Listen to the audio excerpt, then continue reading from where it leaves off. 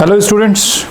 Now, today we are going to discuss on the topic Coulomb's law, right? In the earlier session, we have been discussed about charges, right? Electrostatic charges and the method of charging. ठीक है? In that particular, we learn properties of charges, right? And in the method of charging, it is induction, conduction and the friction, right? And we have been done some numericals also, right? अभी हम लोग जो discuss करने वाले वो Coulomb's law है and the whole electrostatic chapter basically based on the Coulomb's law. आगे के लिए जब हम पढ़ेंगे तो हमारी सारे पार्ट्स में, सारे एप्लीकेशंस में कुलम्स लॉ कहीं ना कहीं हमको सपोर्ट करेगा। तो इसलिए कुलम्स लॉ के लिए सबसे पहली चीज हम लोगों ने पिछली बार एक बात की थी कि पॉइंट चार्ज के बारे में। तो पॉइंट चार्ज क्या था? पॉइंट चार्ज मैंने बोला था कि कुलम्स लॉ जो है वो बेसिकली पॉइंट चार्ज पर ही वैलिड करता है, मतलब coulomb law is only valid for the point charge. तो हम लोगों ने बात किया था कि एक फिनाइट साइज बॉडी होता है, फिनाइट साइज बॉडी में behave as a point charge if it follows the inverse square rule. यदि कोई इनवर्स स्क्वायर रूल को कोई एक फिनाइट साइज बॉडी फॉलो कर रही है, एनी फिनाइट साइज बॉडी में be a point charge, right? मैंने बोला था एनी फिनाइट साइज बॉडी में behave as a point charge if it follows the inverse square electric field और द इनवर्स स्क्वायर रूल। ठीक है, और हमने बात भी की थी कि is proportional to 1/r square inverse square rule होता है। तो आज हम लोग जो डिस्कस करने वाले हैं वो है कुलम्स लॉ। तो कुलम्स एक्चुअली क्या बोलना चाहता है, तो वहां से हम स्टार्ट करेंगे। तो कुलम्स ये बोलता है कुलम्स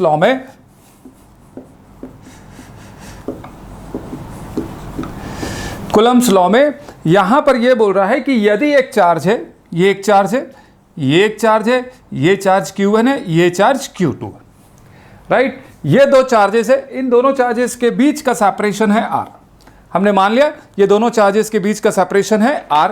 तो अब कुलम ये बोलता है कि whenever the two charges are separated at a distance, at some distance, ठीक है, तो they are either repel or attract। तो इनके बीच में फोर्स ऑफ अट्रैक्शन होगा या फोर्स ऑफ रिपल्शन होगा, depends on the nature of charges. Positive है, दोनों सिमिलर चार्जेस है तो डेफिनेटली रिपल्शन होगा, यदि अपोजिट चार्जेस है तो डेफिनेटली अट्रैक्शन होगा। ठीक, तो यहां पर कुलम्स यही बोल रहा है कि कुलम्स ये बोल रहा है कि द फोर्स ऑफ अट्रैक्शन और repulsion between the two charges is directly proportional to the product of the magnitude of their charges. ठीक है, दो चार्जेस के मैग्नीट्यूड का प्रोडक्ट जो होगा वो फोर्स ऑफ अट्रैक्शन और रिपल्शन के डायरेक्टली प्रोपोर्शनल होगा। तो अब दूसरा, अब पहले तो हम ये समझ ले कि ये एग्जैक्टली बोल क्या रहा है, force is proportional to force of attraction और repulsion is directly proportional to the product of the charges. अब राइट, एज एन एग्जांपल यहां पर देखते हैं हम लोग सिंपल Q1 और Q2, right? If I consider these two charges, right? Let's suppose as an example, if I say this is 3 microcoulomb, this is 7 microcoulomb, this is 4 microcoulomb, this is 6 microcoulomb, this is 5 microcoulomb and this is 5 microcoulomb।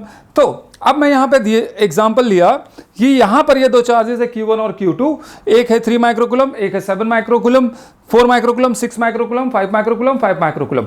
Now let's check the sum of all this charges is equals to the 10 microcoulomb. अब यहां पर हम देखते हैं कि सबसे ज्यादा force कहां पे लगने वाला है कि इन दोनों चार्जेस को, यदि मैं दोनों के बीच का डिस्टेंस, यदि मैंने यहां पे R लिया तो फोर्स मुझे सबसे ज्यादा कहां लगेगा? तो as per the rule of the Coulomb's, तो ही सेज दैट कि force is proportional to the Q1 into Q2। तो अब where is the product maximum? तो this is 7 3s are 21, this is 6 4s are 24, this is 5 5s are 25। At the same distance, the product of the charges is maximum here। इसका मतलब यहां पर force of attraction repulsion जो भी होना होगा वो सबसे मैक्सिमम होगा। तो इट डजंट मैटर कि सम ऑफ द चार्जेस क्या है, ठीक है? तो फोर्स ऑफ अट्रैक्शन और repulsion depends on what? The product of the charges. तो this is called the first law of Coulomb. Now, what is the second statement of the Coulomb? F is proportional to 1/r square। ये बोलता है कि the force of attraction और repulsion जो भी होगा वो proportional to 1/r square के बराबर होगा। मतलब जितना ज्यादा डिस्टेंस होगा फोर्स ऑफ अट्रैक्शन या रिपल्शन उतना ही कम होगा, और जितना कम डिस्टेंस होगा द फोर्स ऑफ अट्रैक्शन और रिपल्शन उतना ही ज्यादा होगा, राइट। तो this is what this is called the Coulomb's law. Now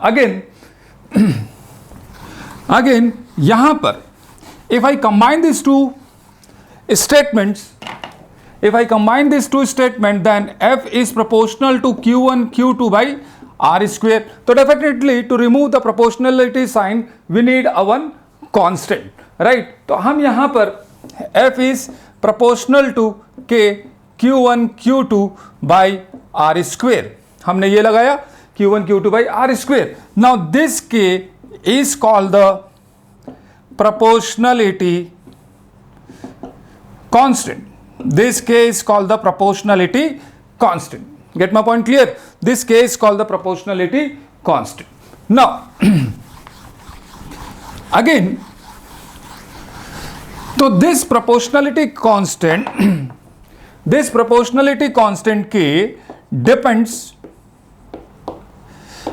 on the system of unit, depend on the system of unit, ठीक है। ये प्रोपोर्शनलिटी कांस्टेंट जो है वो सिस्टम ऑफ यूनिट पे डिपेंड करेगा। तो if this K in CGS system और in SI system, in CGS system the value of K is equals to 1, right, the value of K is equals to 1। In SI system this K is equals to 1 upon 4 pi epsilon 0, ठीक है। ये epsilon 0 क्या होता है इसके बारे में भी हम लोग अभी बात करने वाले हैं। तो this K is equals to 1 upon 4 pi epsilon 0, its value is this, right, this is newton metre square upon coulomb square. तो this is the value of K, that is 1 upon 4 pi epsilon 0. So in SI system the value of K is nothing but it is 1 upon 4 pi epsilon 0, right? So overall if I write the equation in if I write the formula for the force of attraction or repulsion between the charges, then in CGS system I'll write it that Q1 Q2 upon R square dynes, right? And here this F is written as 1 upon 4 pi epsilon 0 Q1 Q2 by R square Newton, right? This is, and as we know that 1 Newton is equals to 10 power 5 dynes, is it? So this is what this is all about the Coulomb's law. Now here you get it clear? Now up, now what is this epsilon 0? What is this epsilon 0? This epsilon 0 is called the absolute permittivity of free space or vacuum, right? Absolute permittivity of a free space or vacuum. Permittivity मतलब ये यहाँ पर ये है कि force of attraction or repulsion between the charges depends on the medium.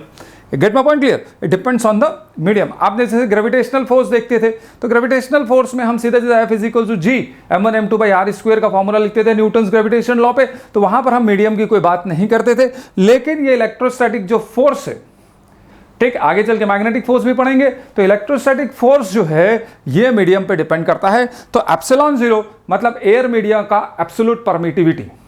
Is it clear? Permittivity, absolute permittivity of a free space और a vacuum, मतलब वो मीडियम कितना फोर्स ऑफ अट्रैक्शन और रिपल्शन को परमिट करा या सपोर्ट करा, हम ऐसा बोल सकते हैं, राइट? तो इस एप्सिलॉन 0 की जो वैल्यू होती है, this is 8.85 into 10 power minus 12, 8.85 into 10 power minus 12 coulomb square upon newton metre square.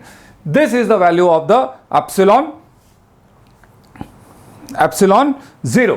इस पूरे यूनिट को हम फैरेड अपॉन मीटर भी बोलते। इस पूरे यूनिट को हम coulomb square upon newton metre square को हम लोग फैरेड अपॉन मीटर स्क्वायर भी बोलेंगे। तो what is it? This is the value of the epsilon 0। Now in case if I से कि let me know what is the dimensional formula of the epsilon 0, then how could I find the value of that epsilon dimension formula of the epsilon 0? तो epsilon 0 की मैं value dimension formula कैसे निकालूंगा? कोई बता सकता है यहां पर? कोई बता सकता है? If I know the dimensions of the coulomb, newton and metre, तो definitely I can find the what dimension formula of epsilon zero. तो dimension formula of epsilon zero तो हम कैसे निकालेंगे? तो अब यहां पर देखो, कुलम के बारे में हम लोगों ने पढ़ा था। What is the dimension formula of coulomb? A into T. Dimension formula of coulomb is A into T, हम लोगों ने लास्ट सेशन में पढ़ा था। तो this is A square T square, right. What is the dimension formula of newton, मतलब force का? ml t minus two, ml t minus two. What is the dimension formula of metre square? This is L square, this is L square. Is it clear? तो अब if I solve this, तो this is m minus one L minus three t power 4 A square. तो this is the dimension formula of epsilon zero. Get it clear? Yes or no? This is the dimension formula of the epsilon zero. तो this is what this is called the Coulomb's law, और Coulomb law से related हम लोगों ने जितनी भी चीजें थी उस सब सारी चीजों पे हम लोगों ने डिस्कस किया। अब हम आते हैं यहां पर बड़ी इंपॉर्टेंट चीज पर, वो क्या है? और अभी इसी सेशन पे हम लोग कुछ इसके बेसिक न्यूमेरिकल्स भी सॉल्व करेंगे Coulomb's law पे, फिर उसके बाद हम इलेक्ट्रिक फील्ड की तरफ मूव करेंगे, राइट। तो this is Coulomb's law and the term related to it हम लोगों ने अभी देखा, राइट। अब देखते हैं यहां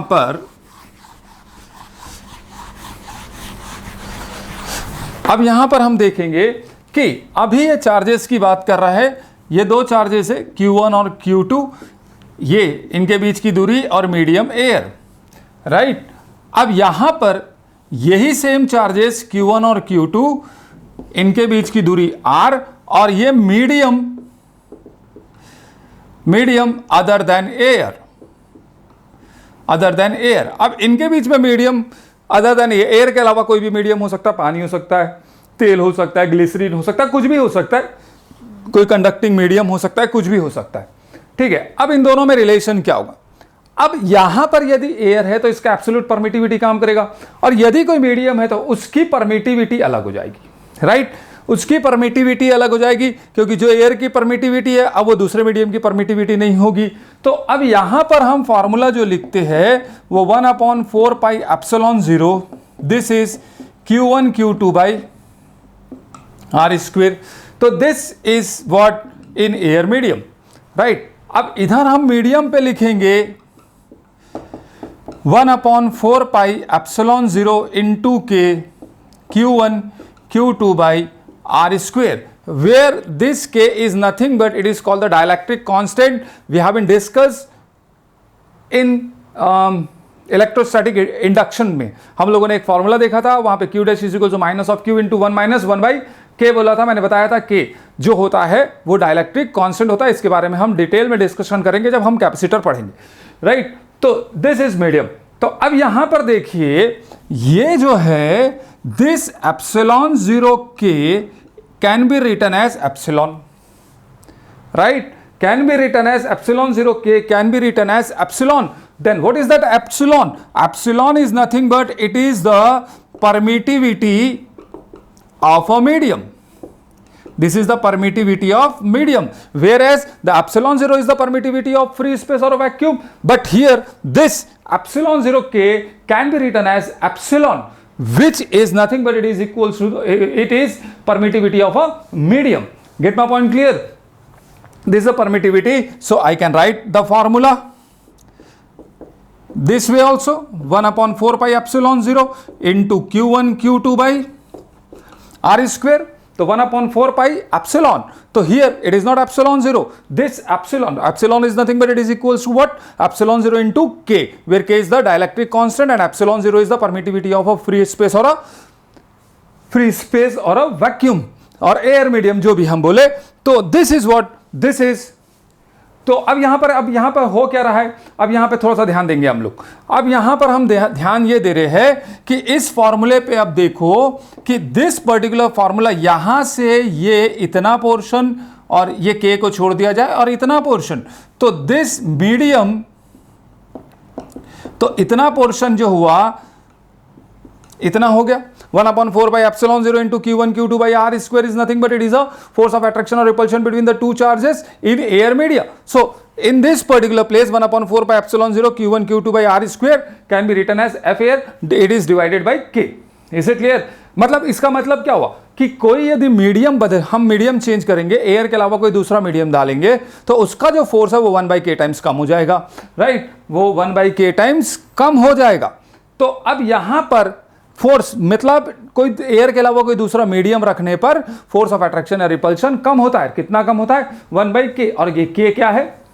डाइलेक्ट्रिक कांस्टेंट। तो अलग अलग चीजों की डाइलेक्ट्रिक कांस्टेंट अलग अलग होगी। तो अब यहां पर हमने पूरा मीडियम यहां पर हमने कोई दूसरा मीडियम डाला था। अब यहां पे हम थोड़ा सा इस चीज को समझेंगे कि कैसे फोर्स कम होता है। तो अब इसको समझने के लिए हम थोड़ा सा इसके मैथमेटिकल डेटा की तरफ चलते, ठीक है। कुछ मैथमेटिकल डेटा से हम समझेंगे कि लेट सपोज हम ये मान लेते हैं कि इस एयर मीडियम पर फोर्स 160 न्यूटन का लग रहा है। हम मान लिए कि यहां पर एयर मीडियम पर दो चार्जेस के बीच में लगने वाला जो फोर्स है वो 160 न्यूटन का है। Gate my point clear? अब यहां पर आप ध्यान दो कि यदि यहां पर मैं उतने ही दूरी पर, मैंने अभी दूरी इतनी रेखा, चार्जेस वही है, डिस्टेंस वही है, अब मैंने यहां पे मीडियम बदला, इस मीडियम में मैंने दोनों चार्जेस के बीच में पानी रख दिया, वाटर रख दिया, right. If I keep that water between the two charges then what will be the force between this two charges. तो ये दोनों चार्जेस के बीच में फोर्स क्या होगा? तो अभी हमको मालूम है, we know that the force in a medium is equals to force in air medium divided by the dielectric constant. Now what is the force in air media? It is given 160 Newton. If I put it here, this is 160, then what is K? So K is nothing but here. What is the dielectric constant of a water? In the previous session we have been discussed about the, यहां पे पानी के बारे में हमने बात किया था, dielectric constant की वैल्यू it is 80. तो this is 80. तो this is 80, it means it is 2 Newton. तो अब आप देखिए कि सेम चार्जेस सेम दूरी पर रखी हुई है, दोनों चार्जेस सेम दूरी पर रखे हुए हैं। एक में फोर्स 160 न्यूटन का लग रहा है और एक में फोर्स 2 न्यूटन का लग रहा है। तो फोर्स देखिए डाइलेक्ट्रिक मीडियम बदलने से फोर्स कितना चेंज हो गया। अब थोड़ी देर के लिए हम ये मान लेते हैं कि ये मीडियम जो है एक मेटल है, ये मेटल, मतलब ये दोनों चार्जेस के बीच में हमने एक मेटल लाके रख दिया। तो मेटल लाके रख दिया तो ये फोर्स इन अ मीडियम कितना हो जाएगा? तो अब ये 160 न्यूटन। लो let me know what is the dielectric constant of a medium. हम लोगों ने बात की थी, it is what? It is infinite. तो इट इज इनफाइनाइट, तो it is infinite, so it is equals to the 0 newton. It means there is no force between the two charges Q1 and Q2। तो मतलब यहां पे Q1 और Q2 के बीच में कोई भी फोर्स नहीं लगेगा। गेट माय पॉइंट क्लियर है ना? अब ये तो हो गया आपकी कूलम्ब्स लॉ के बारे में बात। तो यहां पे कूलम्ब्स लॉ में आपने एक चीज तो जान ली, क्या जाना? कि भाई दो चार्जेस है, कि कोई पर्टिकुलर सेपरेशन पे रखा जाएगा तो उन दोनों चार्जेस के बीच में लगने वाला force 1/4 pi epsilon 0 Q1 Q2 by R square होगा। यदि एयर की जगह कोई दूसरा मीडियम हुआ तो 1/4 pi epsilon 0 into K into Q1 Q2 by R square होगा। मतलब मीडियम बदलने से जो फोर्स होता है वो 1/k टाइम्स कम हो जाता है। Gate my point clear? Yes और नो? राइट ना। अब यहां पर देखो, अब यहां पे बात आती है। तो लास्ट ईयर किसी बच्चे ने पूछा था कि सर यदि मीडियम हम पूरा फिल ना करें और थोड़ा सा ही मीडियम फिल करें तो फिर फोर्स कैसे होगा, है ना? अब कैसे होगा? अब यहां पे देखिए उस बच्चे का क्वेश्चन बड़ा अच्छा क्वेश्चन था कि बच्चे ने ये पूछा कि भाई कि ये दो चार्जेस सर आपने रखा, हम यदि मीडियम को पूरा फिल ना करें, इतना कोई दूसरा मीडियम ला दे, इसकी टी थिकनेस ले ले, है ना, ये कोई दूसरा मीडियम हुआ जिसका डाइलेक्ट्रिक कांस्टेंट के है और इतने मीडियम में एयर है, ठीक है। तो एयर जो है वो कितने मीडियम पे हुआ? इनके दोनों चार्जेस के बीच की दूरी है r, देन एयर मीडियम कितने दूरी पर हुआ? r - t स्पेस पर एयर होगी। और टी स्पेस, जो टी जगह है, जो टी थिकनेस का जो है वो डाइलेक्ट्रिक कांस्टेंट है, तब फोर्स सर क्या होगा, राइट। तो अब कैसे निकालेंगे, तो इसको निकालने के लिए हम थोड़ा सा दूसरे कंसेप्ट की तरफ चलते हैं, फिर उसके बाद हम इस पे बात करेंगे। तो अभी यहां पर देखो, हम ये जानते हैं, ध्यान से सुनना मेरी बात अभी, ठीक है। अब यहां पर देखो कि ये दो चार्जेस, ठीक, Q1 और Q2, अब इनके बीच में डिस्टेंस है यार, अब मीडियम एयर है, तो 1/4 pi force is equal to 1/4 pi epsilon 0 Q1 Q2 by R square, ये होगा, ये बात पक्की है। अब यहां पर मैं यदि मीडियम रख दिया ऑफ डाइलेक्ट्रिक कांस्टेंट के का, है ना, अभी देखो मैं यहां से यहां पर आऊंगा, पहले इस चीज को समझिए तब ये चीज आपको समझ में आएगी, ठीक है। अब यहां पर यदि एयर मीडियम था तो 1/4 पाई एप्सिलॉन 0 था into Q1 Q2 by R square था। अब मैंने बोला इतने मीडियम को मैंने फिल कर दिया, ठीक है, मीडियम बदलने के बाद, राइट। तो अब आप यहां पर बोलोगे the force in medium is equals to 1/4 pi epsilon 0 Q1 Q2 by R square, यह आपने बोल दिया, है ना। अब मैं यदि यहां पर यह बात करूं, ध्यान से सुनेंगे आप लोग मेरी बात, मैंने बोला कि मुझे इतना ही फोर्स चाहिए, राइट, मुझे इतना ही फोर्स चाहिए, लेकिन एयर मीडियम पे चाहिए, कितना फोर्स चाहिए, इतना ही फोर्स चाहिए, बट एयर मीडियम पर चाहिए, गेट माय पॉइंट क्लियर, इतना ही फोर्स चाहिए बट एयर मीडियम पर ही चाहिए। तो इसका मतलब क्या हुआ कि भाई यदि यहां पर एयर मीडियम होता तो फोर्स इतना नहीं होता, राइट, फोर्स बहुत ज्यादा होता, राइट। अब मीडियम डाल दिया तो फोर्स कितना कम हो गया, 1/k टाइम्स कम हो गया। तो अब हम ये बोल रहे हैं कि अभी थोड़ी देर पहले देखा था कि वाटर पे हम लोगों ने देखा था 2 न्यूटन, वहां पे था एयर पे 160 न्यूटन, ठीक है। तो अब हम यहां पे बोलेंगे हम इतना फोर्स चाहिए, तो अब एयर मीडियम पे कितना फोर्स चाहिए, तो मैंने बोला कि भाई दोनों चार्जेस को मैं कोई पर्टिकुलर r' दूरी पे रखता हूं, क्योंकि डेफिनेटली मेरे को डिस्टेंस एयर मीडियम पर, क्योंकि यहां पे फोर्स कम होगा तो एयर मीडियम पे मेरे को डिस्टेंस चार्जेस का बढ़ाना पड़ेगा, उतना फोर्स चाहिए, इसलिए तो मैंने बोला ठीक, था में बढ़ा दिया, तो दिस इज एयर मीडियम पर, this is 1/4 pi epsilon 0 Q1 Q2 by R square, right. तो दिस इज r' स्क्वायर, ठीक है। अब मैंने बोला कि भाई ये फोर्स एयर पर फोर्स और इस मीडियम पे फोर्स बराबर है, इस मीडियम पे फोर्स बराबर है, हमने मान लिया। तो अब इन दोनों इक्वेशन को सॉल्व करेंगे तो सारी चीजें कैंसिल हो जाएगी, तो यहां पर बचेगा 1/r' का स्क्वायर, और यहां पर बचेगा, सॉरी यहां k था ना, हाँ, तो यहां पे बचेगा 1/k इंटू आर स्क्वायर। ये रिलेशन आपका आया 1/r'। अब यहां हम देख रहे कि हम क्या बोलना चाह रहे, ठीक है। तो अब यहां पर देखिए, यहां पर देखिए कि ये r' जो हुआ, this is r into √k times, ये इतना, मतलब r दूरी पर एक पूरा कंप्लीट डाइलेक्ट्रिक मीडियम वाला मटेरियल है, r डिस्टेंस पर डाइलेक्ट्रिक मीडियम वाला मटेरियल, वहां पे जितना फोर्स लग रहा है, यदि मुझे उतना ही फोर्स एयर मीडियम पर चाहिए तो एयर मीडियम पे उन दोनों चार्जेस को मुझे r इंटू √k टाइम्स दूरी पर रखना पड़ेगा, मतलब मुझे डिस्टेंस एयर मीडियम पर बढ़ाना पड़ेगा। Is it clear? तो इसको हम लोग इस डिस्टेंस को हम लोग इस पर्टिकुलर r' को हम बोलते हैं इफेक्टिव एयर सेपरेशन, इसको बोलते हैं इफेक्टिव एयर सेपरेशन। तो अब इस कंसेप्ट को मैं यूज करते हुए मैं अपने क्वेश्चन पे आऊंगा। तो अब इस कंसेप्ट को आपने समझा कि भाई हमने पहले बोला कि भाई कि ठीक है, हमने r डिस्टेंस पे, फिर से समझिए चीजों को, बड़ा इंपॉर्टेंट है ये कि r डिस्टेंस पर मैंने दो चार्जेस को रखा, दोनों के बीच में फोर्स हुआ 1/4, इनके बीच का मीडियम है, कोई भी मीडियम होगा जिसका डाइलेक्ट्रिक कांस्टेंट के, तो इनके बीच में लगने वाला फोर्स हो गया 1/4 pi epsilon 0 into K into Q1 Q2 by R square, ठीक है। अब मैं बोल रहा हूं कि इतना ही फोर्स मुझे एयर मीडियम पे चाहिए, सिंपल। तो इतने पर्टिकुलर डिस्टेंस में तो मैं रखूंगा नहीं, क्योंकि इतने पर्टिकुलर डिस्टेंस में मेरे को फोर्स बहुत ज्यादा मिलेगा। तो एयर मीडियम पे मुझे इतना ही फोर्स चाहिए, तो मैं क्या करूंगा, तो दोनों चार्जेस के बीच की दूरी को मुझे बढ़ानी पड़ेगी, और कितनी बढ़ानी पड़ेगी, इतना ही फोर्स चाहिए तो मुझे डेफिनेटली मुझे R S is equals to R into root K distance बढ़ाना पड़ेगा, R into root K distance मुझे बढ़ाना पड़ेगा. In that particular case I will get the same force whatever the force I got this in medium.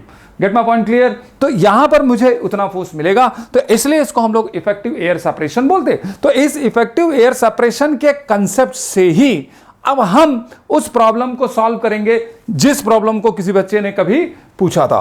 तो अब यहां पर देखिए, इसी कंसेप्ट से यहां पर हम यही बात कर रहे हैं कि यदि ये चार्ज है Q, ये चार्ज है Q2 और इनके बीच का डिस्टेंस है R, ठीक, इनके बीच में मैंने एक मीडियम रखा जिसकी थिकनेस है T और इसका डाइलेक्ट्रिक कांस्टेंट है K. ठीक है, डाइलेक्ट्रिक कांस्टेंट है K. अब मुझे फोर्स चाहिए, क्योंकि अभी पूरा डाइलेक्ट्रिक कांस्टेंट फिल किया था तो 1/4 पाई एप्सिलॉन 0 K, वो आपने बोल दिया Q1 Q2 by R square. लेकिन अभी T थिकनेस का हमने डाइलेक्ट्रिक कांस्टेंट रखा हुआ है. T थिकनेस का यदि डाइलेक्ट्रिक कांस्टेंट रखा हुआ है तो फिर हम कैसे सॉल्व करेंगे? तो अब हम यहां पर इस कंसेप्ट को यूज करेंगे, इफेक्टिव एयर सेपरेशन के कंसेप्ट को यूज करेंगे. तो अब यहां पर देखिए, एयर मीडियम मुझे कितना मिल रहा है? R minus T. Is that clear? अब यहां पर देखो, T थिकनेस का जो मीडियम है इसका इफेक्टिव एयर सेपरेशन कितना होगा? मतलब मैं इसके बराबर, मतलब इसको मैं हटा दूं, राइट, तो मेरा एयर मीडियम हो गया. अब मैं इसको ले आया तो ये कोई दूसरा मीडियम आ गया. तो मेरा बोलने का मतलब ये है कि इसके इक्विवेलेंट इफेक्टिव एयर सेपरेशन कितना होगा? तो अभी हम लोगों ने देखा R इंटू रूट के होगा. Gate my point clear? तो अब इसका जो इफेक्टिव एयर सेपरेशन है, मतलब इतने थिकनेस का जो इफेक्टिव एयर सेपरेशन है वो होगा T इंटू रूट के, वो होगा T इंटू रूट के. मतलब अब मैं इसको एयर के केस में देखूंगा तो मेरे पास इसके बराबर, तो अब मेरे पास एयर मीडियम कितना है? R माइनस टी है, R माइनस टी मेरे पास एयर मीडियम है. अब इसके बराबर इफेक्टिव एयर सेपरेशन कितना हुआ? T रूट के, तो अब प्लस T रूट के. तो अब इफेक्टिव एयर सेपरेशन के हिसाब से ये R minus T plus T root K हुआ. तब यहां पर जो फोर्स होगा 1/4 pi epsilon 0, right, into Q1 Q2 upon कितना? R minus T plus T root K का whole square, T root K का whole square. Is that clear? समझ में आई बात यहां तक के कि अभी भी नहीं समझ में? राइट, तो ये R minus T plus T root K का इफेक्टिव एयर सेपरेशन है. अब यहां पर हम लोग थोड़ा सा और देखते. अब यहां पर हमने बोला कि भाई ठीक है, आपने एक दो ये चार्जेस हुआ, इनके बीच का डिस्टेंस R हुआ. यहां पर हमने ऐसा दो मीडियम रखा, एक T1 एक T2, ये डाइलेक्ट्रिक कांस्टेंट K1 और ये डाइलेक्ट्रिक कांस्टेंट K2, ये दो मीडियम रखा. अब मैंने बोला भैया बताओ फोर्स कितना होगा?